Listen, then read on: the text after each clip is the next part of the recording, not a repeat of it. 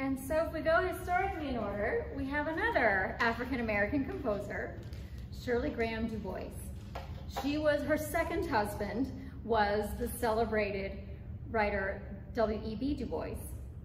But her first marriage resulted in 2 children, and she left her 2 children to go to Paris.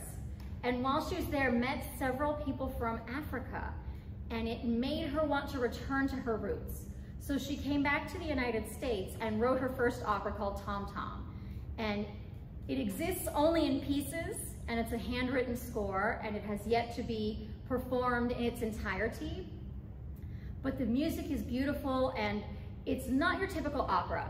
So she was also a little bit off the beaten path.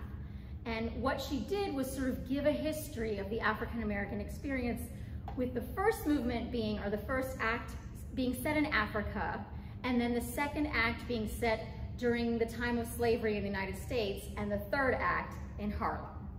And so she seeks to give sort of a true account of the experience of the Black people as they migrated from Africa to the United States and eventually to New York. She was an activist, a suffragist, a believer in human rights, and spent her life really trying to change the world and make it a better place. She died in China because she went there trying to help women, and we know even today there's repression amongst many different populations in China.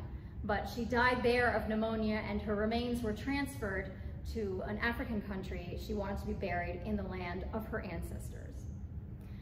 So we're going to do my favorite piece from Tom Tom, Dancing Feet, and it's also my children's favorite opera aria. And this is definitely set in the Harlem Renaissance. So here it is, Shirley Du Bois, Dancing Feet from Tom Tom.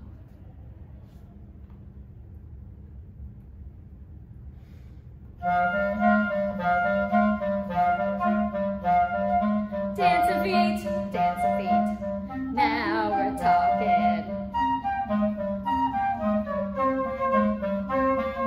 Dancing feet, I got those always ready prancing feet. Dancing feet, and when the band begins to play, I can't hear a word they say when they start to do hey. Dancing feet, I got those dancing feet.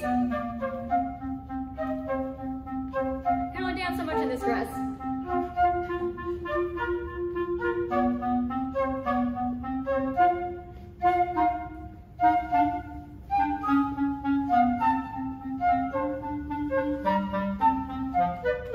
Dancing feet, I got those always ready prancing feet. Dancing feet, and when the band begins to play, I can't hear a word you say when they start to do hey. Dancing feet, I got those dancing feet.